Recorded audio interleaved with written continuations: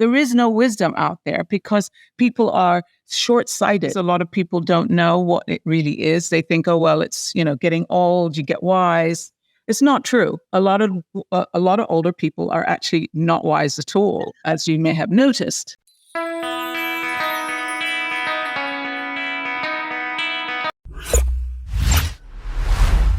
Hello, my amazing audience. This is Maureen Blake, and we get to talk about wisdom today. We're all looking for wisdom in our lives, wisdom in our relationships, wisdom in knowing ourselves, and wisdom on where we get to be in this world. My next guest, her book, The Wisdom Book, spent 35 years searching and discovering and writing and bringing forward to you the wisdom that she has discovered. And it's incredible. My guest, I'm bringing her forward, is Halla Ayla. And I have a treat for you. Welcome to the show, Halla.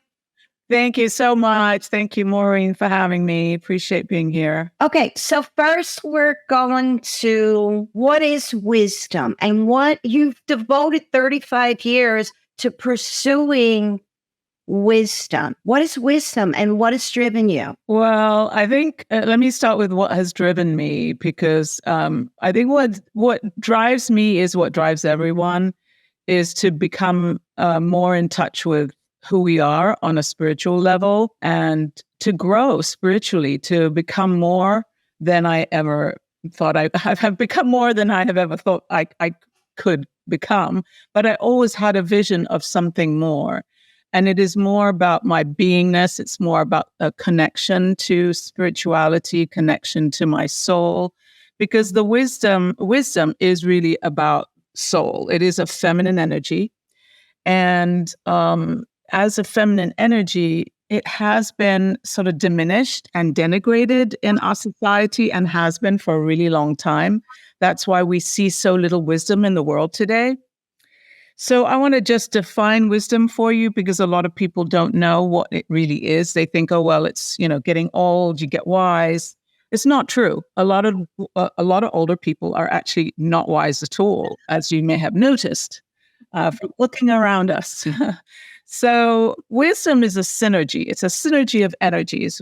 The most important thing about wisdom is really being able to see the bigger picture without losing sight of the current picture. So if you have an issue, you're looking at, what is the bigger picture here? And then I look at the issue itself. So I'm always jumping back and forth between this small thing and the bigger picture, what is the long-term effect of whatever is happening right now. So that's one of the aspects. The other aspect is always about what am I learning from this? Not just what am I getting or going to get from this interaction, this issue, this problem, this situation. Where is this heading? Is it heading where I want to go? Or is it heading some crazy space just to relieve a small amount of, resolve it just for now and not for the future? So you want to look at that backwards and forwards is super important with a wisdom. So you're always looking to understand what is the symbol? What is this situation really teaching me? Not just reaffirming what I already know about a situation, which is really where we always go. It's like, okay, I knew that. Oh, that person always does that. No, what can I learn here? Are you always looking to understand before you get understood? This is a super important part, is look to understand someone else, or look to understand the bigger picture before you try to explain yourself, before you try to have everyone understand your point of view. That's a really important part. And look to learn something, not to confirm what you already know. So you're always looking at, where am I coming from with this decision? Am I coming from my ego self, my small self, or am I coming from my bigger spiritual divine aspect? So that synergy of all of those things, that's what creates wisdom. None of them alone make you wise. It's the together of all of those things. And so that's what wisdom is. And it can be, you can learn wisdom and seek wisdom at any age, really. In your 30s, that's fine. There are a lot of wise people in their 30s. So, and very unwise people in their 80s. It's not the domain of the elder people only. So what I'm hearing you say is that wisdom, in part, is a mindset. And within that mindset, it's how you not only look at knowledge, the attainment of knowledge, but your openness to receiving knowledge. It is that too. It is that too. But it really does there are deliberate things, and this is when you're making a decision, you need to have these qualities or these pieces in order for this decision to be wise. So you have to ask yourself, am I really seeing the bigger picture here, or am I only focused on what's in front of me? This argument and me saying this particular thing. Where is this going to lead me? So often we're so reactive in situations. I mean, look at the world. The world, one country reacts to the other. There is no wisdom out there because people are short-sighted. And wisdom is about being able to see that bigger. Where is this leading me? Where is this going to lead me? This disruption, this chaos, this word that I say, and where am I coming from with it? So all of these things, every little thing that I've stated is an aspect of wisdom. You cannot not have those and be wise. You might be understanding, you might have experience in an area, you might be masterful, but you're not going to be wise. So people are looking for wisdom. Wisdom is missing. Clearly. There's a gap. And you've spent 35 years on this journey, continuing to lean into what is wisdom and what the universe is also sending you. Right. So on that note, right, with wisdom, and people saying, well, also wisdom of oneself, right? That is part of that of who we are and how we respond to things and how we are even being neutral to what is in front of us and the elements of wisdom. What is your first piece of advice, your tip for people that realize that they're stuck and they're looking for wisdom? Where do they begin? I think what's happening in the world today, there are so many crises. We're in crisis. If no one's noticing that, then I don't know where they're living. But the world is in crisis. We're individually, a lot of us are in crisis. Couples are in crisis. The world is in crisis. Countries are. We are in crisis mode, and we're also living in an enormous amount of chaos, confusion, and there is a lot of sense of isolation and loneliness. I think wisdom gets shoved to the side because you have these other things that are floating up in our daily life. So wisdom is not something that a lot of people pursue, even though it is so important right now because we're living in a world that is so lacking in wisdom. The decisions that are being made on our behalf by governments, by organizations, by countries, it's leading us down like this really treacherous lane. And so if we don't exercise wisdom, we're basically, this is not good for us, in other words. But what I would say is there are 3 timeless truths from my book of wisdom that I want to share that might help people. And it certainly helped me. And this is to remember that all change, which is we are in a process of change right now, right? The world is transforming. It's transforming itself. The earth, the world, everything, governments, everything is basically collapsing in order for it to be renewed. It's not collapsing for no reason because these old structures that we have in our world, personally and collectively, are falling apart in order for some better thing to come up. And that's where the confusion lies. It's like people don't understand what's happening. So this is all deliberate because there is no new creation unless there is destruction. Okay. So right now we are in the phase of destruction and it's difficult. This destruction isn't easy because people want to hold on to what they know how to do, what they're accustomed to doing, what they've gotten away with doing. I mean, look at, if you look at your own life, look, what have I gotten away with doing? And course correct. This is a time to really course correct personally and collectively. And the way to do that is to understand that before before any change happens, there has to be chaos. If there's no chaos, there's no change. The bigger the change, the bigger the chaos. So people have to get used to living to a degree in chaos and to understand that is part of change. It's just how it is. Well, all right. I'm going to call the elephant in the room. We are in a chaotic state.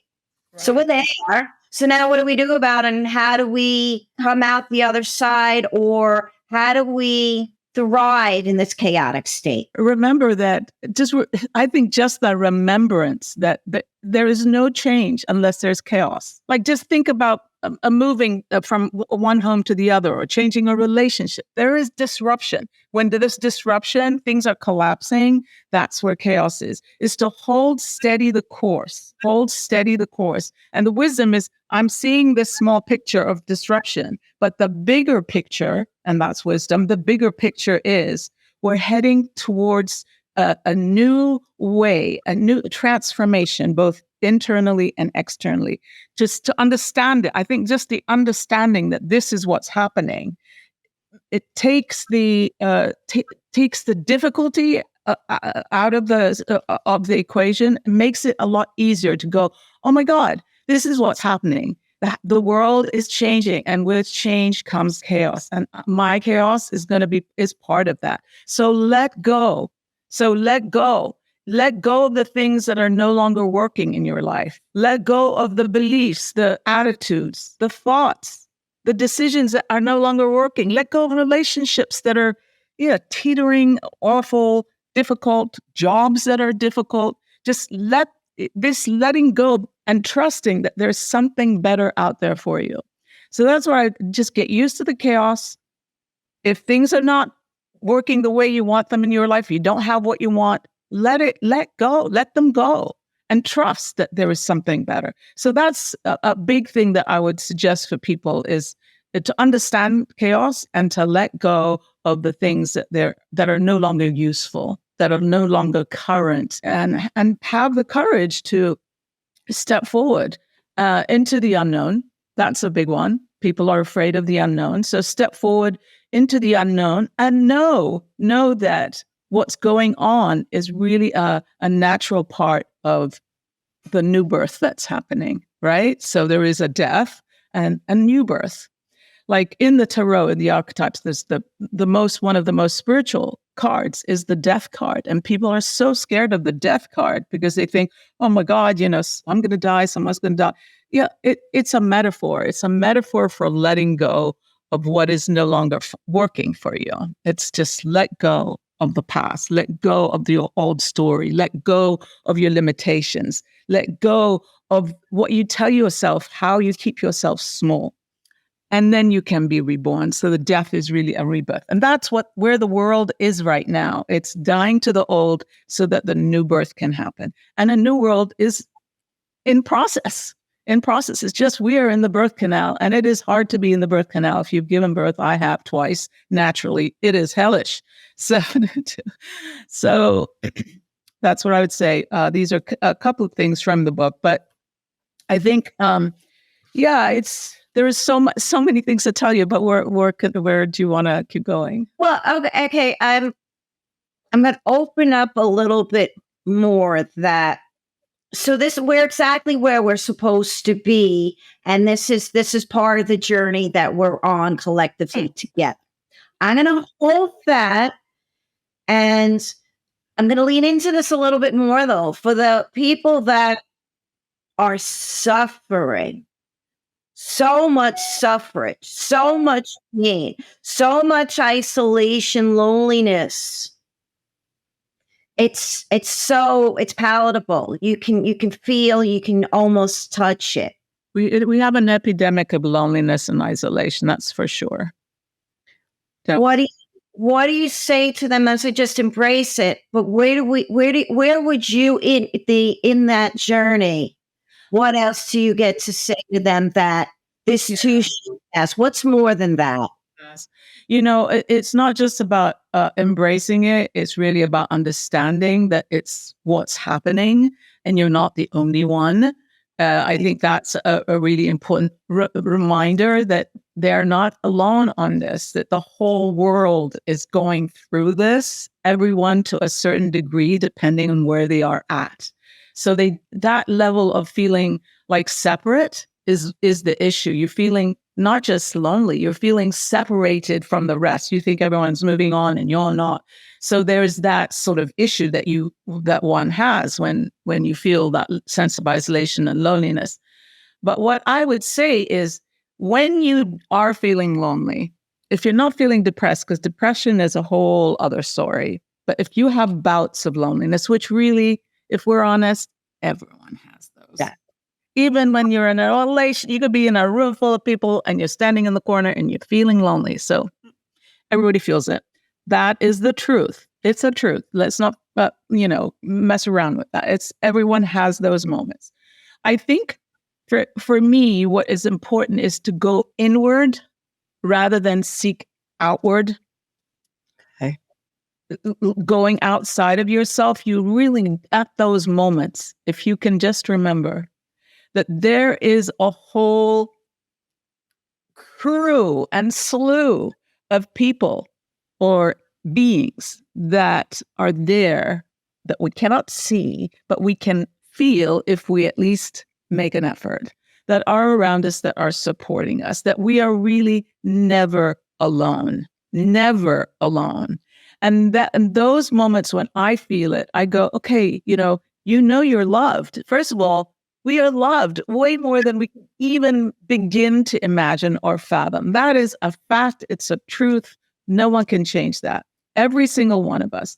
And when we can turn inside to start to connect with that part of us that feels a lot more whole than what we present out there, that is much more reliant on that sort of inner knowing, that inner peace. You need to connect with that part of you. And it is there. Just as there is the lonely part, there is the unlonely part, the connected part. And it's a question of where are you putting more of your attention? So whenever there is moments when you feel it, just go inside, go away from wherever you are, go to a quiet place and just close your eyes, take a deep breath and hold your hand on your heart and connect to that self that is connected to the divine, that is connected to your higher self. You have a higher self, you have a soul, you have a spirit, you have a gaggle of beings that are around you, that are supporting you. Open the door, allow them to help you. It's us that say no. They're like breaking down the door, trying to get in. We are the ones that say no. We have to deserve this. I haven't done anything to deserve this help.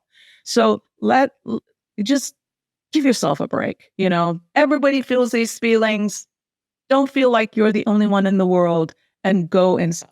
Those are the things that I would suggest. I absolutely love that we're getting to bring people forward. So you have a whole program. You have the book, the journal, the deck, showing a little bit of that. And then where I'm going to go with this is then what's some places that some takeaways or some activities, i.e. the journal, I'm leaning into that. Where can people go to start not only reconnecting to themselves, connecting to the powers, the resources that are there as we're all connecting to the bigger energy.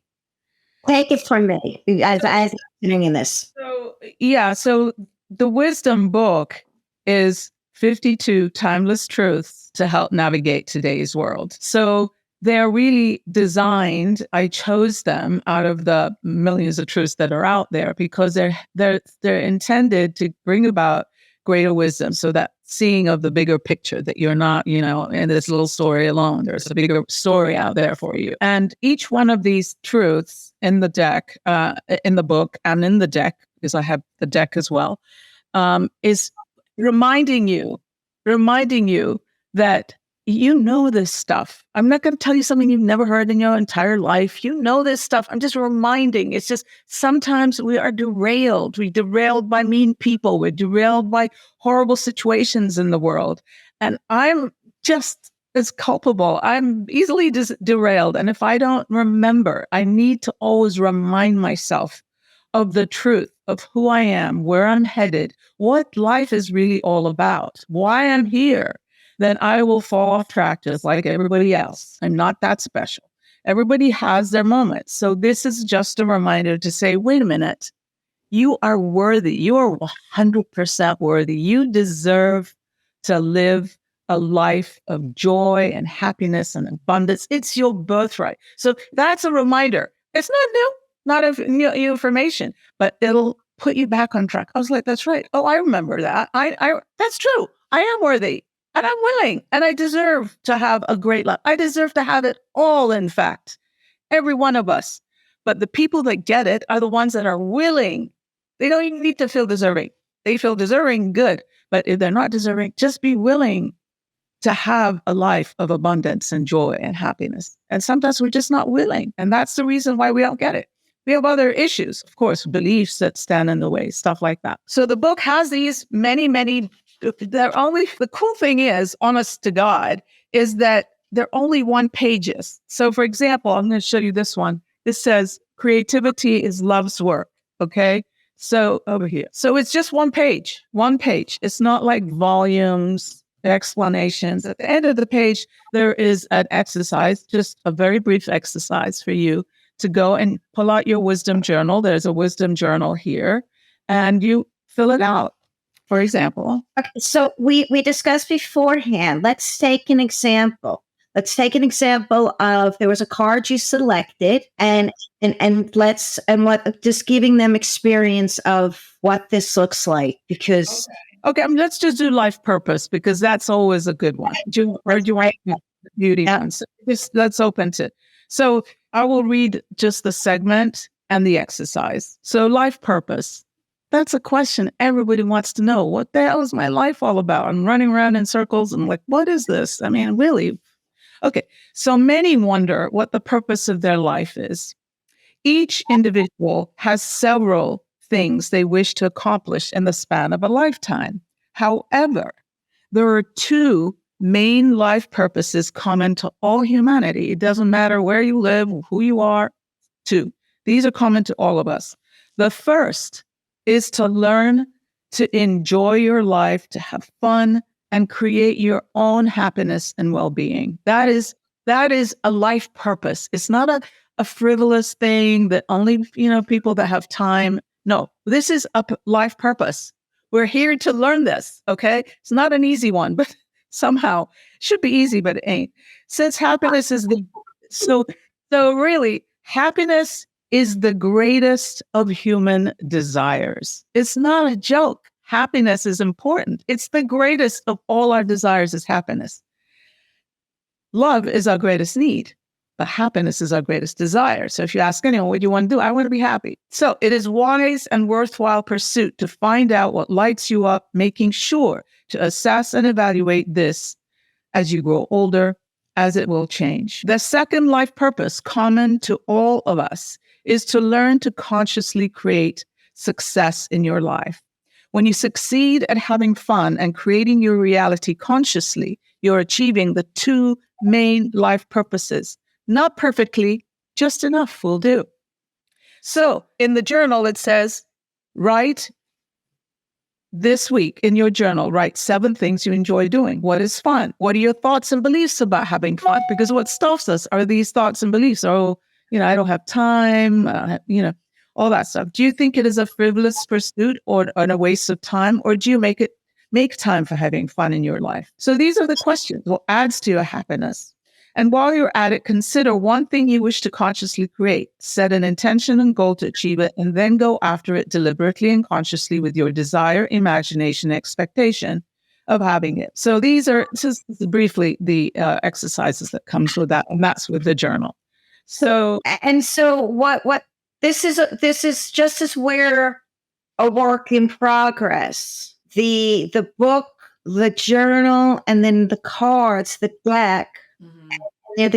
When you actually, I have the privilege of they're they're an experience. They're gorgeous. They're captivating and enthralling. It's something else I have not experienced. And it allows you to pick up any place in the book, any place in the journal, any place in the deck, and say, this is the vibration, or this is simply the place I get to be today. Right. Yeah. It's like an I Ching. You can open the book at any page, just like you would an oracle deck, and go, oh, feeling remorse. What's that all about? And then there is an image with it. So I like pictures. I like picture books. So you get like a little visual that has symbols and, things that are interesting to look at. And then you read the thing.